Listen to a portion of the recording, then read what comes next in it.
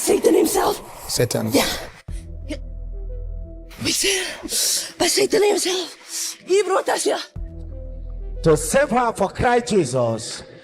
Christ Jesus! For centuries, people have walked into churches desperate for something impossible. A miracle. But what if some of the most shocking ones were carefully staged? A dying woman was abandoned by the prophet, who cursed her. A congregation was tricked into swallowing fuel. A dead man seemingly rose inside his coffin. These 12 pastors on our list staged miracles on camera. But when the evidence surfaced, it revealed something far more disturbing than a simple lie. Number 12. Lily Java. In February of 2026, Prophet Passion Java confirmed that his marriage to prophetess Lily Java had officially ended. Lily followed weeks later in March with her own statement, calling it a mutual decision settled long before anyone found out. And both spoke about peace and co-parenting their 3 sons, without mentioning what had actually been collapsing behind that calm language. In August of 2024, Java announced Kingdom Embassy had purchased a $14 million property in Maryland, a ministry that had grown into more than 30 branches worldwide. Just 1 year later, reports surfaced the same property was already facing foreclosure. And by November of 2025, gospel artist Chandler Moore reportedly connected the prophet to a scheme worth roughly $10 million. None of that is even the most damning thing Lily Java has done on camera. In 2023, during a televised prophecy segment, Lily told a caller named Sarah that her mother was collapsing and that only immediate prayer could save her. The congregation prayed with everything they had. Then Sarah spoke the sentence that ended the segment cold. Her mother had already been dead since 2009, 14 years before that phone call ever happened. A prophetess who couldn't research a caller's basic family history before going live on national TV is hardly the worst fraud on this list. The next self-declared prophet built an escape plan to evade justice for a far more serious crime. Number 11. Shepherd Bushiri. Shepherd Bushiri built the enlightened Christian gathering into one of the wealthiest ministries in southern Africa, funded by followers who believed his prophecies came directly from God. In 2019, South African police arrested Bushiri and his wife, Mary, on charges of defrauding investors of more than 100 million rand, along with several rape charges against Shepherd. Released on bail, the couple fled to Malawi in November of 2020 and never came back. On the 31st of October 2025, Malawi's High Court threw the extradition order out as unlawful and a threat to the couple's constitutional right to life. Shepherd Bushiri remains free today, still preaching, with no plans to ever face a South African courtroom. Long before those legal battles, Bushiri had already shown exactly how comfortable he was with deception. During one service, he called a man forward and claimed he could photograph the man's children in the spirit realm using nothing more than his iPad. He fumbled pronouncing the children's names before producing photographs he swore he had never seen before, until slowed-down footage showed him double-tapping his screen to open a gallery already saved on the device. And the next pastor on this list did not need any technology at all, because he had a very real, very human accomplice doing the work for him. Number 10. Chris Okafor. In December of 2025, an old clip of Pastor Chris Okafor started circulating again online, dragged back into view by an unrelated falling out between Okafor and Nollywood actress Doris Ogala. The footage itself was filmed in 2019. In it, a woman with a visibly deformed right arm stands before Okafor's congregation at Mountain of Liberation and Miracle Ministry, also known as Liberation City. Okafor prays over her, and her arm appears to straighten right there on camera while the crowd erupts. The woman was identified as Bose Olasunkanmi, and what happened next is where the story turns genuinely uncomfortable. She was later arrested by police intelligence operatives, and investigators found she had performed the exact same bulging arm routine at several other churches scattered across Lagos, always in front of a different congregation. Reports from that time claimed another woman arranged her tour from church to church, and Bose was reportedly paid around 400,000 naira for her appearance at Liberation City alone. Okafor's legal team called the payment charitable support for a struggling widow, not payment for a staged miracle. Bose herself later gave conflicting statements,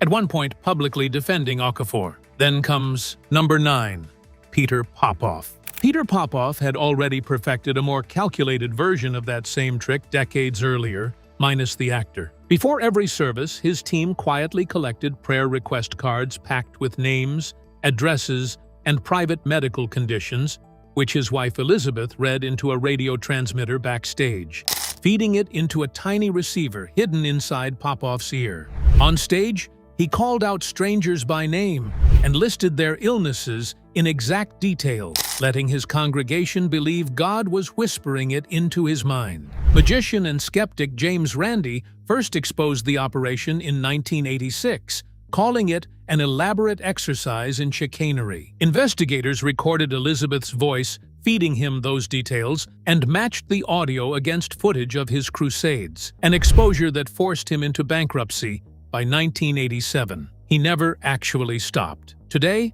Popoff sells packets of miracle spring water, prayer cloths viewers are told to saturate with thoughts of money, and wristbands printed with dollar figures people must wear for exactly 8 minutes to unlock a financial breakthrough. One version of his mailings promised that anyone who obeyed God by sowing a $40 seed gift would see a magnificent new opportunity arrive within exactly 3 months. In March of 2025, Britain's communications regulator, Ofcom, fined his ministry roughly $194,000 for potentially harmful claims. The next pastor on this list decided to fake a healing. He staged something no camera crew had ever managed to capture before. Number 8. Alf Lukau. On the 24th of February 2019, Pastor Alf Lukau stood over an open coffin inside his Johannesburg megachurch and shouted at the man lying inside to rise. The man sat up while the congregation screamed with joy, and within hours, the clip had traveled across the world, picked up by outlets who could not decide whether to call it a miracle or a scandal. What that broadcast never showed was everything that happened moments before the coffin arrived. Several visibly disabled congregants had already discarded their wheelchairs and crutches on stage at Lukau's command before the coffin ever arrived. The church called the man Inside Elliot, though other reports named him Brighton Moyo, before his community in Zimbabwe confirmed his real identity. A 28-year-old named Thabiso Malanje, who had previously claimed to be healed out of a wheelchair at that same church. Weeks after the video made him famous, Thabiso Malanje died of pneumonia back home in Zimbabwe. The fallout came fast. A bishop filed a criminal case against Lukau for organized crime and fraud. South Africa's CRL Rights Commission opened a formal investigation into his ministry, and 3 funeral companies moved to sue over their hearse and coffin being used without permission. Charges against 2 people connected to the hoax were later withdrawn, and Lukau was never convicted, though the reputational damage never fully lifted. The next pastor ran a compound where fake miracles were the least disturbing thing happening behind those walls. Number 7. TB Joshua. In January of 2024, BBC Africa Eye released a documentary called Disciples, the Cult of TB Joshua, following a 2-year investigation into the late megachurch leader. 12 survivors went on record for the first time, part of a larger group of more than 25 former members from 7 different countries. Joshua had died in June of 2021, mourned globally as one of Africa's most influential preachers, but the documentary told a very different story than his funeral had. Former disciples described being whipped, chained, and deprived of sleep inside Joshua's compound in Lagos, and multiple women alleged they were repeatedly raped over years spent inside those walls.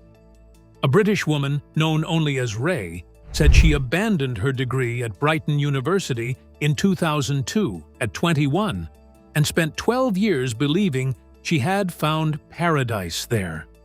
"We thought we were in heaven, but we were in hell," she told the BBC.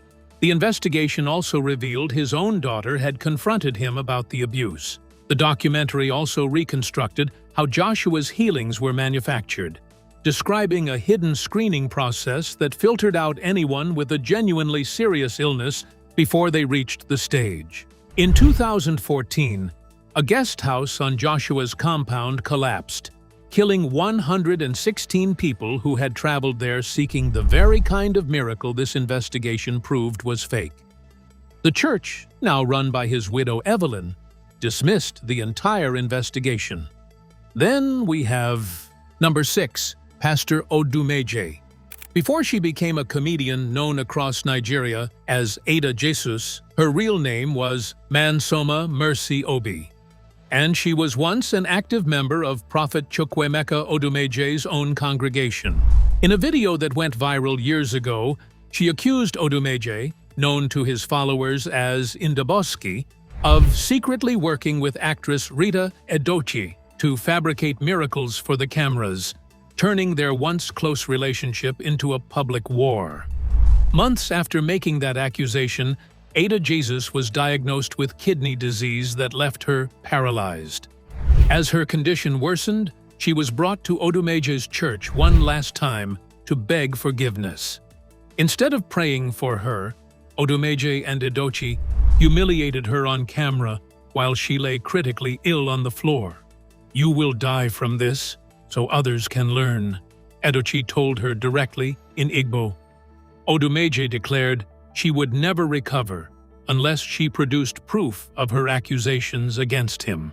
On the 17th of April 2021, he offered ₦1 million toward her treatment. Her family refused the money, insisting all they had ever wanted was forgiveness, nothing more. 3 days later, on the 20th of April, Ada Jesus suffered a sudden cardiac arrest. She died the following morning at approximately 7:15 at Zenith Medical and Kidney Center, a young woman punished by her own pastor for telling the truth about how his ministry actually worked. The next name on this list turned that same instinct into an entirely different, but equally theatrical, kind of spectacle. Number 5. Nana Poku. Ghanaian prophet Nana Poku launched his Kingdom Prayer Ministry in South Africa in July of 2013, quickly building his following around dramatic onstage healings and prophetic readings delivered to a rotating cast of desperate visitors. In one widely shared video, he kissed a female congregant for nearly 25 seconds, calling it a healing deliverance while his congregation cheered him on. Over time, the stunts grew darker. In 2018, Poku was charged with rape after a mother reported her daughter had been sexually assaulted inside his Soweto church, and he later turned himself in once the story became public. In a separate case that predates that arrest, a woman named Mbali Simelane publicly accused Poku of fathering her child during a brief relationship, and then abandoning any responsibility once the boy was born, refusing to provide financial support as the child grew older. Then, in 2020, during a nationwide lockdown, Poku was photographed handcuffed in the back of a police van after officers found him parked along a roadside with a 23-year-old woman he claimed was simply his assistant helping him deliver aid. Police released a statement directly contradicting that account, confirming the pair had no permit and no evidence of any relief work at all. Our list continues to Number 4. Lesego Daniel. At South Africa's Rabboni Center Ministries, Pastor Lesego Daniel took that same appetite for spectacle in an even more dangerous direction. In January of 2014, he ordered his congregation to eat grass off the church floor, insisting it proved that with enough faith, people could consume anything without harm. "Yes, we eat grass, and we are proud of it," congregant Rosemary Fetha told local media at the time. Daniel defended the stunt by claiming the Bible mentioned other disciples whose unconventional acts were deliberately left out of Scripture. Proof, he said, that faith could still produce new and unexpected miracles today. By September that same year, Daniel escalated far beyond grass, pouring petrol into a bottle and declaring on camera that he had turned it into pineapple juice. A warning displayed before the video told viewers the level of anointing was not the same for everyone, and that anyone who could not personally turn water into wine should not attempt the same stunt at home, an admission that seemed to acknowledge real danger even as the service continued. Members described the taste as sweet, some compared it to iron brew, and several people collapsed after swallowing it. A group of bishops, calling themselves the Greater Vale Pastoral Forum, publicly condemned the footage, warning that stunts like these pointed to a growing problem of religious cultism hiding behind the mask of Christianity. Nothing on this list compares to what happens once fake miracles graduate into international crime. And the final three names prove exactly how far this industry has been allowed to go unchecked. Number 3. Gilbert Dea. For decades, Gilbert Dea told infertile and postmenopausal women his prayers could make them pregnant within 4 months without intercourse, as long as they traveled to Kenya to give birth. Britain's Ofcom, the same regulator that later fined Peter Popoff, had already reprimanded Dea's ministry years earlier for misleading claims that ordinary olive oil sold through his church could cure cancer and HIV. In 2004, a British coroner ruled on the case of a baby named Sarah, who had died at 3 weeks old. The first time in 8 centuries, an English coroner had to decide whether a miracle had taken place. DNA testing proved the child had no biological connection to either of her supposed parents. Kenyan authorities accused Dea of trafficking 5 children between 1999 and 2004 to be presented as miracle babies. He was extradited from Britain to Kenya in 2017 after a decade-long legal fight and held in Kamiti Maximum Security Prison before trial. On the 17th of July 2023, a Nairobi court acquitted him, ruling prosecutors had failed to produce sufficient evidence. A former associate named Rose Atieno Kiserum later confessed the entire scheme had been an orchestrated hoax from the start. On the 17th of June 2025, Dea was killed in a road accident along the Kisumu-Bondo Road in Kenya. Then the next name on this list did something even more difficult to comprehend. Number 2. John of God. João Teixeira de Faria, known to the world as John of God, ran what he called a spiritual hospital in Abadiânia, Brazil for over 40 years, treating as many as 10,000 patients a week with so-called psychic surgeries, including nasal probings and body incisions performed without anesthesia. Faria claimed the spirits of deceased doctors and saints worked directly through him during these procedures. Patients traveled from around the globe to see him, including Oprah Winfrey, who interviewed him in 2012 and publicly praised his gift. In late 2018, dozens of women came forward accusing him of using private healing sessions as cover for sexual assault, and the accusations grew to more than 600, including from his own daughter. Faria turned himself in to Brazilian police once the accusations became impossible to ignore.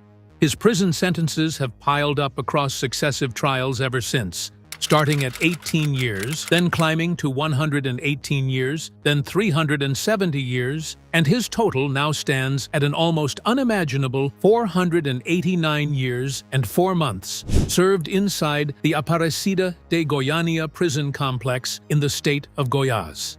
His full story is now the subject of a Netflix docuseries chronicling the entire 40-year arc of his rise and fall, from celebrated healer to convicted predator. The very last name on this list proves that some pastors ban never faced any consequences at all. Number 1. Todd Bentley. If you have made it this far, brace yourself, because this final case might be the single most infuriating story on this entire list. Todd Bentley's Lakeland revival in Florida drew crowds of up to 10,000 people a night in 2008, broadcast globally on satellite television, with Bentley claiming credit for dozens of resurrections and instant healings delivered by kicking, kneeling on, or slapping congregants while insisting the Holy Spirit compelled him. When a Christian news outlet called World Magazine requested documentation, Fresh Fire Ministries eventually handed over 13 names, And not one single documented healing on that list actually held up under scrutiny. One person Bentley claimed to have cured of cancer was already back in treatment. 2 people on that same list had already died from the exact illnesses Bentley claimed to have healed. Bentley stepped down from Fresh Fire in disgrace, remarried the following year, and in 2019, former associates publicly alleged further misconduct against him.